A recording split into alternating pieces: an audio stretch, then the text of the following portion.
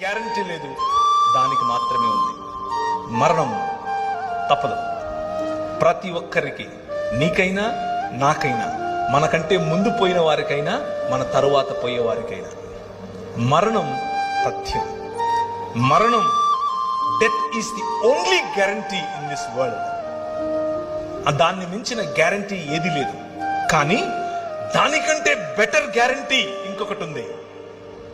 అదేమిటి అనంటే, మా నాయన తన శరీరాన్ని నాటి 3 దినములైన తర్వాత బయటకు తీసి అంటున్నాడు, మరణమా నీ ముల్లెక్కడా అని పిలుస్తున్నాడు. ఈ రాత్రి నేను మీకు ఇచ్చేటటువంటి వాగ్దానం, ఆయన చేస్తున్నటువంటి వాగ్దానం, ఈ నిబంధన యొక్క సారాంశం, 5 రకాలుగా నేను చేసిన నిబంధనల యొక్క సారాంశం ఏమిటో తెలుసా?